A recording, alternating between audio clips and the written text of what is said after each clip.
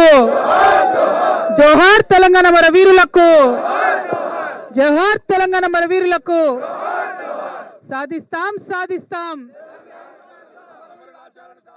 సాధిస్తాం సాధిస్తాం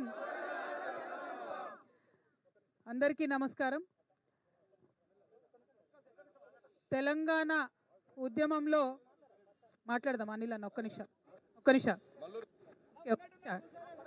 తెలంగాణ ఉద్యమంలో అనేక మంది అసూలు బాసి అనేక మంది అమరులయ్యి తెలంగాణ రాష్ట్రాన్ని సాధించడంలో వాళ్ళ త్యాగాలు ఉంటేనే ఇవాళ రాష్ట్రం వచ్చింది. తెచ్చుకున్నటువంటి ఈ రాష్ట్రంలో ఏ ఆశయాల కోసమైతే ఆ అమరులు ప్రాణం విడిచిండ్రో మరి వారి ఆశయాల సాధనలో ఎంతవరకు ముందుకొచ్చామని ప్రతి ఒక్కరం కూడా ఆలోచించుకోవాల్సినటువంటి సందర్భం వచ్చింది. మరి చనిపోయినటువంటి అమరవీరులను అదేవిధంగా తెలంగాణ రాష్ట్రం రావాలని చెప్పి పేగులు తెగేదాకా కొట్లాడినటువంటి ఉద్యమకారులను వారి యొక్క జీవితాలను వారి యొక్క పరిస్థితులను వాటిని కూడా ఇవాళ ఆలోచించుకోవాల్సినటువంటి సందర్భం వచ్చింది. తెలంగాణ రాష్ట్రం రావడానికి 1200 మంది అమరులైనరని చెప్పి మనమే అనేక చెప్పుకున్నాం, అసెంబ్లీలో చెప్పినాం, అన్ని చోట్ల చెప్పినాం. కానీ ఆ అమరవీరుల కుటుంబాలకు మనము ఇవ్వాల్సినంత గౌరవం ఇవ్వలేకపోయినామన్నది చాలా బాధాతప్త హృదయంతో ఇవాళ అనుకోవాల్సినటువంటి సందర్భం. ప్రతి అమరవీరుల కుటుంబాలకు 10 లక్షల రూపాయలు ఒక ఉద్యోగం ఇస్తామని చెప్పుకున్నాం.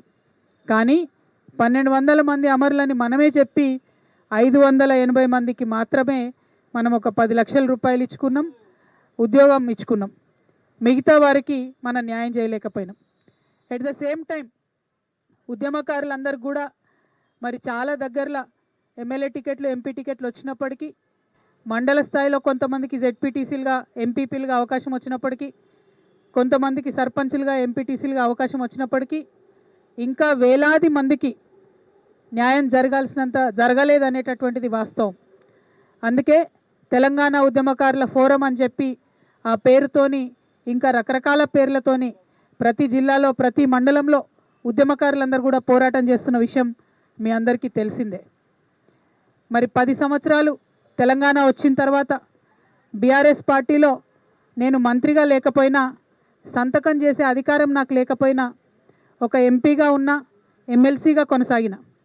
ఆనాడు చాలా సందర్భాలలో మిగతా అమరవీరుల కుటుంబాలకు ఎవరికైతే డబ్బులు అందలేదో వారికి ఇంకో రూపంగా డబ్బులు ఇవ్వాలని అంతర్గత వేదికల మీద అనేక సందర్భాల్లో నేను చెప్పడం జరిగింది.